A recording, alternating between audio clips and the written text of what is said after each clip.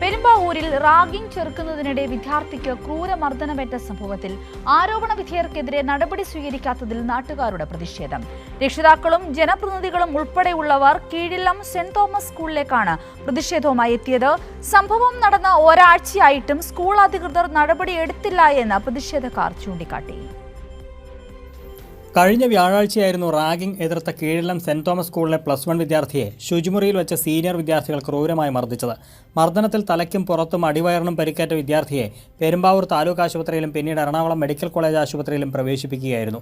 20 പേരടങ്ങുന്ന സീനിയർ വിദ്യാർത്ഥികളുടെ സംഘം വളഞ്ഞിട്ട് മർദ്ദിച്ച ശേഷം ലൈംഗിക വൈകൃതത്തിന് പ്രേരിപ്പിക്കുകയും ലൈംഗികാവയവത്തിൽ ക്ഷതമേൽപ്പിക്കുകയും ചെയ്തതായും വിദ്യാർത്ഥി രക്ഷിതാക്കളോട് പറഞ്ഞിരുന്നു. തുടർന്ന് രക്ഷിതാക്കൾ പെരുമ്പാവൂർ പോലീസിന് പരാതി നൽകുകയായിരുന്നു. എന്നാൽ സംഭവം നടന്ന ഒരാഴ്ചയായിട്ടും ആരോപണ വിധേയർക്കെതിരെ നടപടി സ്വീകരിക്കാത്തതിൽ പ്രതിഷേധവുമായി നാട്ടുകാരും ജനപ്രതിനിധികളും കീഴിലം സെന്റ് തോമസ് സ്കൂളിലേക്ക് എത്തി. സ്കൂൾ അധികൃതർ പോലീസിൽ പരാതി നൽകണമെന്നും മർദ്ദിച്ചവരെ സസ്പെൻഡ് ചെയ്യണമെന്നും പ്രതിഷേധക്കാർ ആവശ്യപ്പെട്ടു. ആ പയ്യനെ സംബന്ധിച്ച് ആ പയ്യൻ ആത്മഹത്യ ചെയ്യാതിരുന്നത് ആ പാവം കുടുംബത്തിന്റെ ഭാഗ്യമെന്ന് തന്നെ പറയാൻ കഴിയും. കാരണം എന്താ വെച്ചിട്ടുണ്ടെങ്കിൽ അതുപോലെ ക്രൂരമായി മർദ്ദിച്ചു. വളരെ ബുദ്ധിമുട്ട് മാനസികമായി അവൻ അനുഭവിക്കുന്നുണ്ട്. ശാരീരികമായും മാനസികമായും അവന് വല്ലാത്ത ബുദ്ധിമുട്ട് അനുഭവിക്കുന്ന സാഹചര്യത്തിലൂടെയാണ് കടന്നു പോകുന്നത്. ആന്റി റാഗിംഗ് സെൽ ഉടൻ രൂപീകരിച്ച റിപ്പോർട്ട് പോലീസിന് കൈമാറാനാണ് തീരുമാനമെന്ന് PTA പ്രസിഡന്റ് അനീഷ് അറിയിച്ചു.